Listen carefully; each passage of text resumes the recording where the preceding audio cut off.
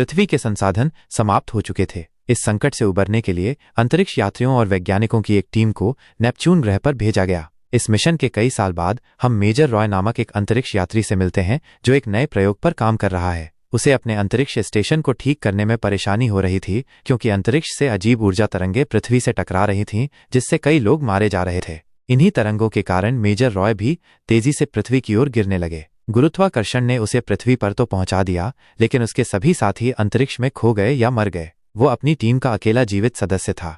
इस बड़े हादसे के बावजूद रॉय को अपनी जान बचने की खुशी नहीं थी। वो खुशी या गम जैसी कोई भावना महसूस नहीं कर पा रहा था। इसी कारण उसकी पत्नी ने भी उसे छोड़ दिया था। रॉय हमेशा से ऐसा नहीं था।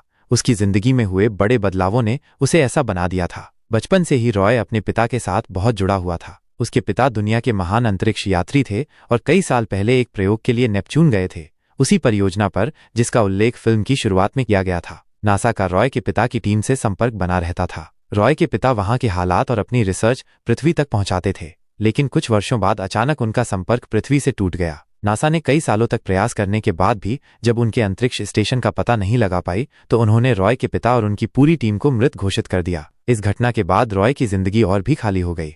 रॉय को मुख्यालय बुलाया गया और बताया गया कि जिन तरंगों के कारण उसका अंतरिक्ष स्टेशन नष्ट हुआ था वे नेपच्यून से आ रही थीं, उसी जगह से जहां उसके पिता की टीम को अनुसंधान के लिए भेजा गया था। नासा के वैज्ञानिकों का मानना था कि वे ऊर्जा तरंगें नेपच्यून में स्थित उनका अंतरिक्ष स्टेशन ही उत्पन्न कर रहा था और ऐसा अपने आप नहीं हो सकता था। वैज्ञानिकों की टीम को लग रहा था कि उसके पिता अभी भी जीवित हैं और नेपच्यून पर कोई प्रयोग कर रहे हैं, जिसकी वजह से यह सब हो रहा है। शायद रॉय के पिता को ये नहीं पता था कि उनके प्रयोगों से पृथ्वी तबाह हो रही है। वैज्ञानिकों ने बताया कि उन्होंने अंतरिक्ष स्टेशन में रॉय के पिता से संपर्क करने की बहुत कोशिश की, लेकिन कोई जवाब नहीं आया। इस संकट को रोकने के लिए एक मिशन की योजना बनाई गई। इस मिशन में रॉय के साथ उसके पिता के एक दोस्त को भी जाना था। उनका सफर शुरू हुआ और एक रॉकेट लॉन्च किया गया। वे सबसे पहले चंद्रमा पर उतरे। चंद्रमा पर उतरने के बाद उन्हें चंद्रमा पर ही दूसरी ओर अपने स्पेस कॉम तक जाना था, लेकिन रास्ते में ही अंतरिक्ष समुद्री डाकुओं ने उन पर हमला कर दिया, जिससे रॉय के कई साथी मारे गए और रॉय भी घायल हो गया। आखिरकार वे चंद्रमा के स्पेस कॉम तक पहुंचे। वहां जाकर उन्होंने देखा कि रॉय के बूढ़े साथी की तबीयत बहुत खराब हो चुकी थी और वो मंगल तक का सफर जारी नहीं रख सकता था।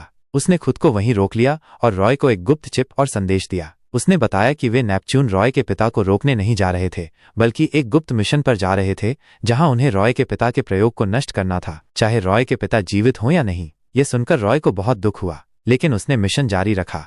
अब उन्हें मंगल ग्रह पर जाना था। मंगल के रास्ते में उन्हें एक और अंतरिक्ष स्टेशन मिला। रॉय के कप्तान ने वहां जाने का फैसला किया ताकि वे अपनी आपूर्ति पूरी कर सकें। वहां पहुंचने पर उन्होंने देखा कि स्टेशन खाली था। उन्हें कोई इंसान नहीं मिला, केवल एक खतरनाक वनमानुष दिखा। उस बंदर ने उन पर हमला कर दिया, जिससे रॉय का कप्तान घायल हो गया। रॉय ने आगे बढ़कर अपने कप्तान को बचाया और फिर उस वनमानुष को एक वैक्यूम चैम्बर में डालकर उसका वैक्यूम खत्म कर दिया, जिससे वो मर गया। उसे मारने के बाद रॉय अपने कप्तान को लेकर अपने यान में वापस आ गया, जहां उन्हें पता चला कि कप्तान मर चुका है। आगे का सफर उसे अकेले ही तय करना था।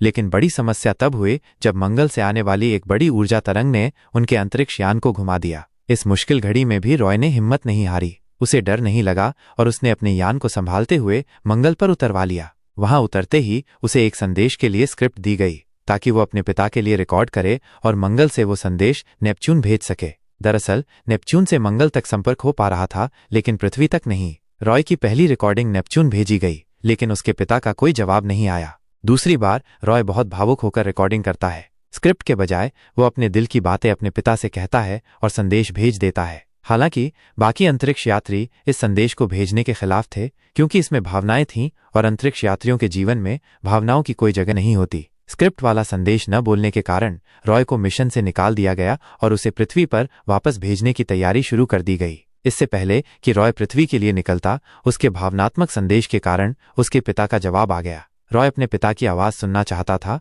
लेकिन बाकी अंतरिक्ष यात्रियों ने उसे वो संदेश नहीं सुनने दिया।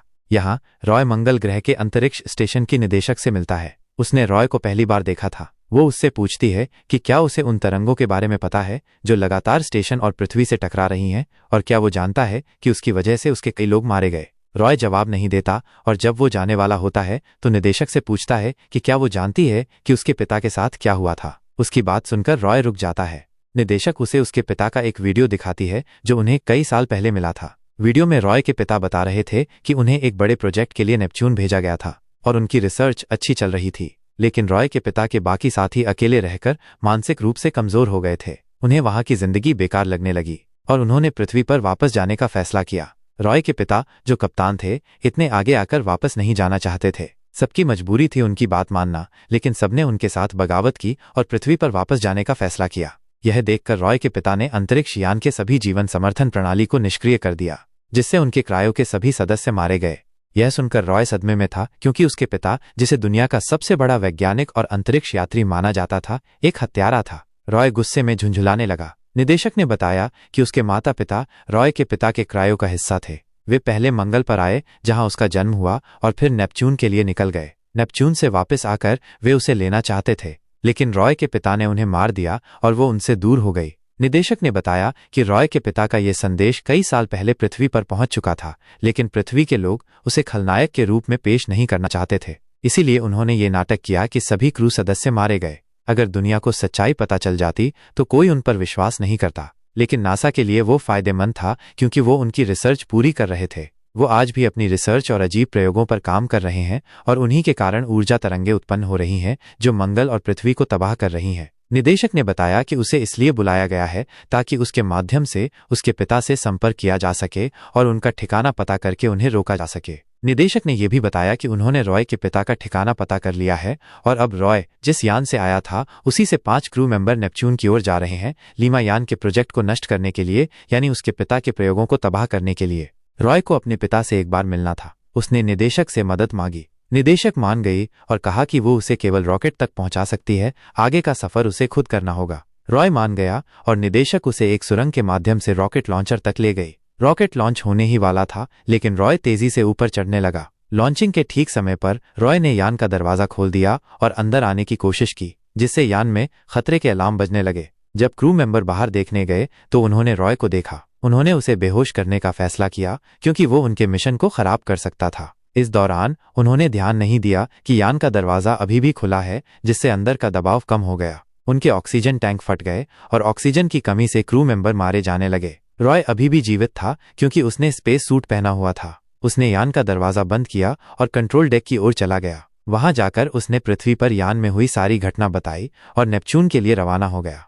पूरे सफर में वो उदास रहा। वो अपने पिता को क्या समझता था और वे क्या निकले, वे तो उसे भी छोड़ गए थे। अपने पिता के वीडियो क्लिप्स देखते हुए उसे अपनी पत्नी की याद आई, जिससे उसे दुख हुआ। वो सोचने लगा कि वो ऐसा क्यों है, उसकी जिंदगी में इतना अकेलापन क्यों है। सोचते सोचते उसे एहसास हुआ कि उसका अकेलापन उसके पिता के दिए हुए डिप्रेशन के कारण था। उनके जाने से वो मानसिक रूप से अस्थिर हो गया था, जिसके बाद उसने अकेले रहना शुरू कर दिया था और किसी के साथ सहज नहीं होता था। वो थक चुका था।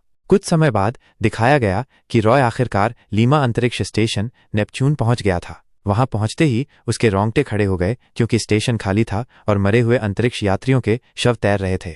उसे अपने पिता कहीं नहीं दिखे, लेकिन आगे एक बड़ा कंटेनर नजर आया। इसके अंदर रासायनिक प्रतिक्रिया हो रही थी, जिससे ऊर्जा तरंगें उत्पन्न होकर पृथ्वी और मंगल को तबाह कर रही थीं। वो जानता था कि उसे इस कंटेनर को नष्ट करना होगा। वो अपना परमाणु हथियार लोड करने लगा।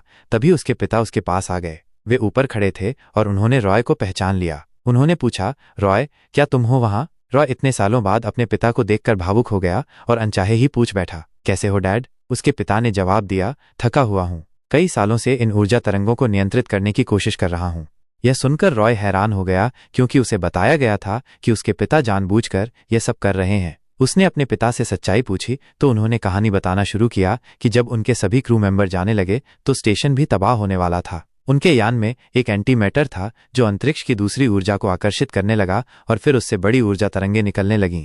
इन्हीं तरंगों से उनके सभी क्रू मेंबर मारे गए, लेकिन वो बच गया और इन तरंगों को नियंत्रित करने की कोशिश करने लगा। रॉय हैरान हुआ और कहा, आप परेशान मत हो डैड, अब मैं आ गया हूं। मैं सब ठीक कर दूंगा। सब ठीक करके हम दोनों पृथ्वी पर चलेंगे। लेकिन उसके पिता ने मना कर दिया। रॉय उनकी बात सुनकर थोड़ा भावुक हो गया, क्योंकि जिसे वो इतना प्यार करता था वही कह रहा था कि वो उससे प्यार नहीं करते। रॉय ने कहा, आप नहीं, लेकिन मैं आपसे प्यार करता हूं डैड, इसीलिए मैं आपको पृथ्वी पर ले जाऊंगा। यह कहकर उसने परमाणु हथियार लोड करना शुरू कर दिया ताकि वो एंटी मैटर को नष्ट कर सके और अपने पिता को लेकर वापस आ सके।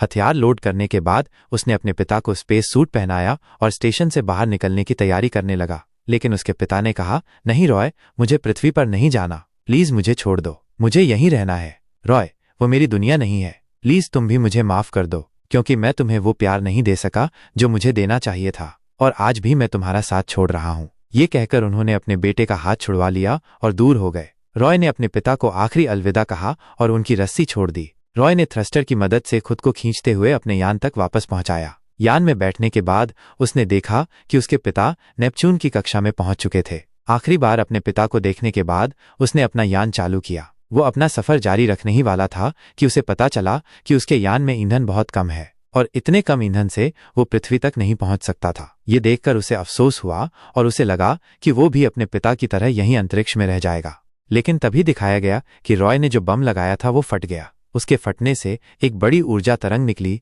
जिसने रॉय के यान को पृथ्वी तक जाने के लिए धक्का दे दिया। रॉय का सफर जारी रहा। इस धक्के से रॉय का ईंधन काफी बच गया था और वो आसानी से पृथ्वी तक पहुंच सकता था। वह बहुत संतुष्ट था। अपने सफर के दौरान इस सफर के बाद रॉय के अंदर एक बड़ा बदलाव आया था। पहले उसे जिस जीवन की कदर नहीं थी, अब उसे उससे प्यार हो गया था। उसके अंदर भावनाएं आ गई थीं और वो एक सामान्य इंसान की तरह व्यवहार करने लगा था। ऐसे में वो अपनी पत्नी से भी मिल जाता है और वे दोनों खुशी खुशी दोबारा जिंदगी शुरू करते हैं। फिल्म यहीं समाप्त हो जाती है।